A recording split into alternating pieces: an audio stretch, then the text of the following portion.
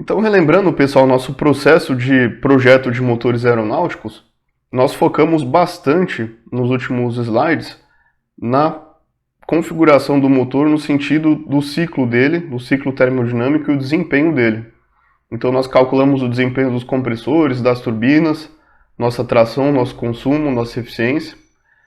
E agora, pessoal, a gente vai aprender como a gente linka esses dados do ciclo termodinâmico com a configuração do motor. Então o que é a configuração do motor?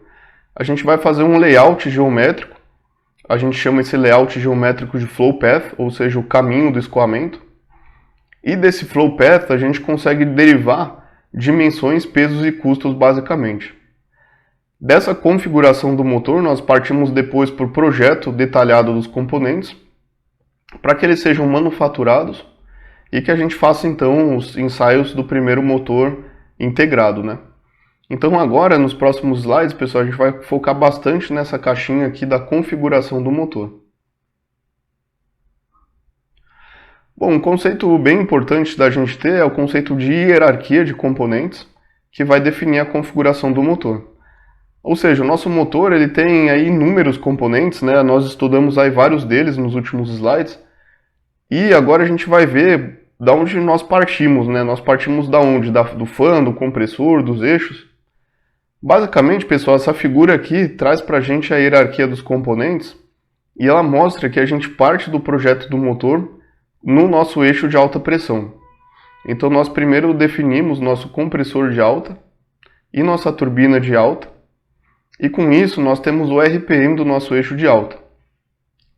Definida a configuração do nosso gerador de gases, nós partimos para o nosso eixo de baixa. E nós vamos fazer então um projeto do fan, e juntamente com o projeto do fan nós fazemos o projeto da turbina de baixa, que vai acionar esse fan. Depois de nós temos o eixo de baixa projetado, nós vamos aqui para o projeto das carcaças do motor, ou seja, os componentes estáticos que envolvem nossos rotores. Nós vamos fazer o projeto dos dutos, ou seja, nós temos aí áreas anulares diferentes entre compressores e turbinas, e nós precisamos de dutos para fazer essas interconexões. Vamos fazer o projeto dos bocais, da nossa câmara de combustão, do nosso sistema de ar secundário e dos nossos acessórios por fim. Aqui a gente entra com as extrações de potência mecânica e de bleed. Em todos esses processos, pessoal, o que a gente tem que garantir? A continuidade física do nosso escoamento e o casamento aero e termodinâmico dos nossos componentes.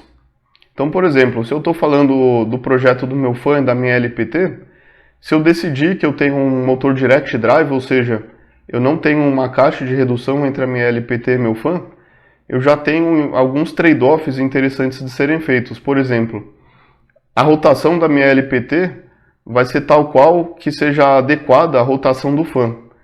E aí aqui eu vou entrar em todos aqueles detalhes que a gente já discutiu de número de estágios da minha LPT, né?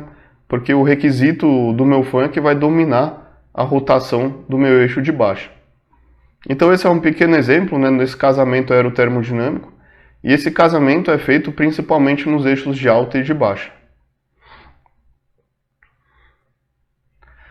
Bom, pessoal, esse slide nós vimos aí algumas vezes já, né, e ele mostra pra gente aquele conceito de que o ponto de projeto ele é apenas um ponto de referência do ciclo, que até a gente chama de Cycle Reference Point, né. E a gente conversou que a gente precisaria analisar os componentes ao longo de toda a missão para determinar casos críticos de vida e de dimensionamento. Então agora a gente vai falar um pouco mais desses casos críticos.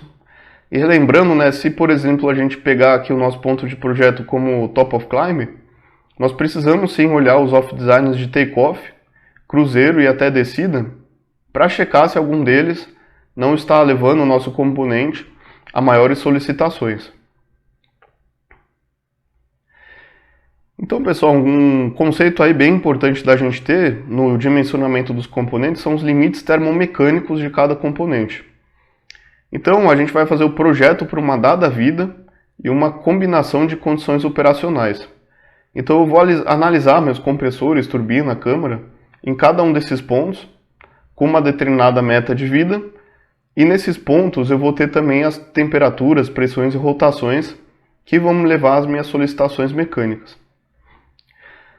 O primeiro desses limites termomecânicos são as temperaturas de pico, e onde elas costumam ocorrer: máxima decolagem monomotora, máximo contínuo monomotor e, em segundo plano, o top of climb. Então, esses pontos de operação são os pontos que normalmente eu tenho as maiores temperaturas do meu ciclo, e eu preciso olhar alguns modos aí de dimensionamento dos meus componentes para que eles tenham uma vida adequada para essas temperaturas.